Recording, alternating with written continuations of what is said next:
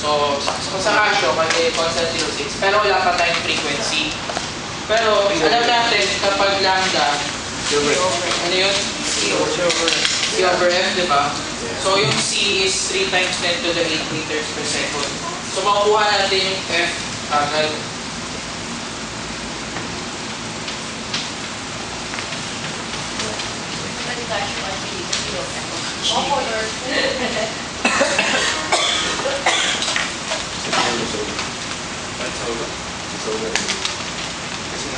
So guys,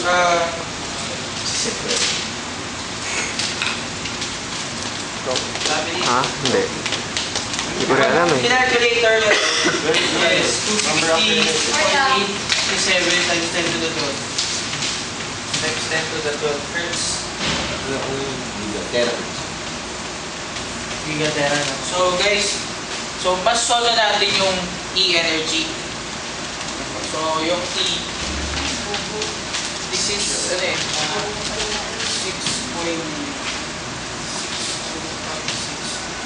Pero constant, yun yan, constant 0.6 na lang.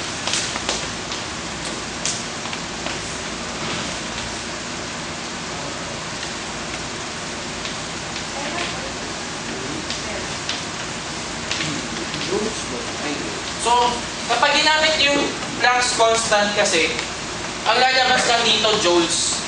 Kasi ito, yung unit nito is joules second. Ito, di ba, 1 over second. Eh, hinahanap niya, electron volt daw. So, ang 1 electron volt kasi is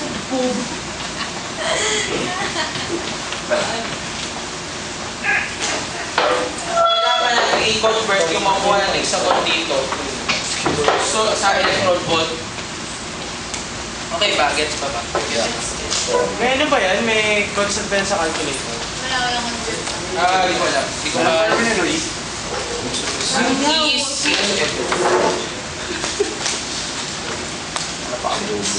Ano? Constant 20. Constant 20. constant 23. O sabi ni Remington, ito na constant 23. Margaret. Galing ako. Sorry, best. Jules yung Jules. Jules yan ah. Sabi ni Remington, after natin makuha yung sagot dito in joules, sabi dito, 1.7 lang. Ito mo yung sa Which way man sa comments? ano ba sagot dito? 1.72. 1.73 times. Dito ka ba? So, gawin lang. 19 lang. So, gagawin na natin dito, i-divide na lang natin. Dumating na yung ano. Kasi, di ba, pwede natin gawin ganito. Alam ko 900 something lang eh. Hindi ko alam kung anong sakto.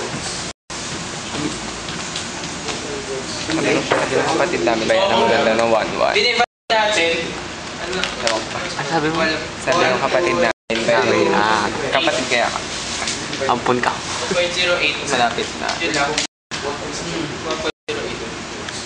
So, Malipad na. Totoo naman. So guys, yung always basahin niyo yung Yes. instruction kasi ito lang yung nangyari dito sa Nabibigay lang ako ng convert to 1K. -3 din yung kaya. So, sabi ni Remington daw, constant 23 to para hindi na kayo mag-memorize.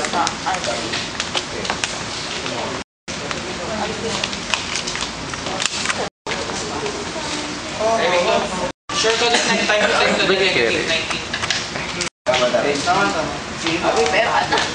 Tapos, yung number 2 naman. Thank you.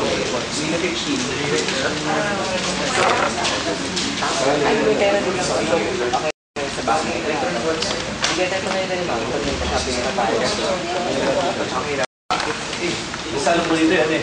Ikaw. Constant.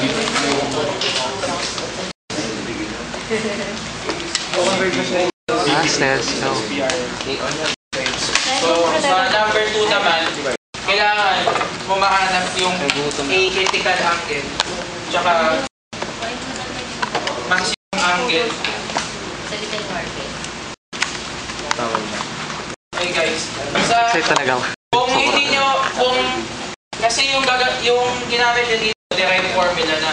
Pero pag di nyo maalala kung ano yung derived formula, pwede nyo gamitin pa rin yung Snell's law. N1 sin.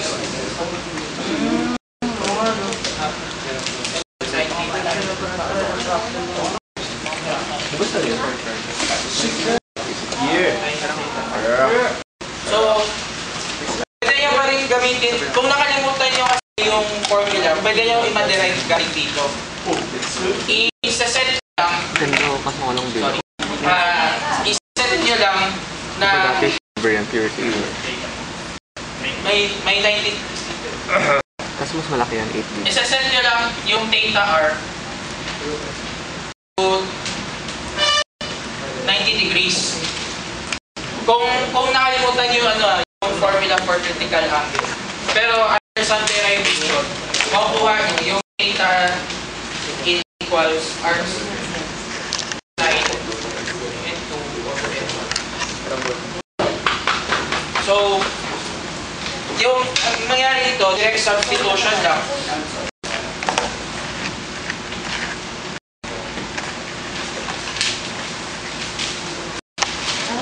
Kumukuha. Ang ginaw dito,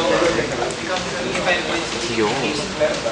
so guys, kung ako sa inyo, yung critical angle, kung ayaw nyo gamitin to, tandaan nyo lang na yung theta r nyo, 90 degrees. Pwede rin. Madederive nyo rin. Tapos, yung second naman, actually yung second formula, nanggaling siya sa trigonometry. Ring 8. 40 na 6 na. Kasi ba sin 91?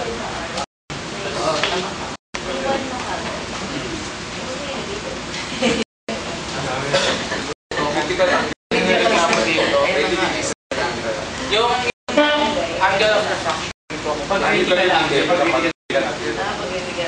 Sinasolve mo yung ay hindi siya yung critical angle. Tapos yung letter B naman, hindi na papakita pero nanggaling siya sa trigonometry. Ibento ko na na. Yung Itong wala yung...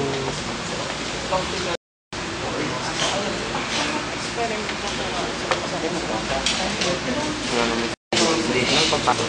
okay guys, Ay, mga pagpasok. tanda kapag ayaw, Ay, yung tanda, attendance. our side pala. Sama kasi kayo. Di ba tinuro mo tayo? Okay na.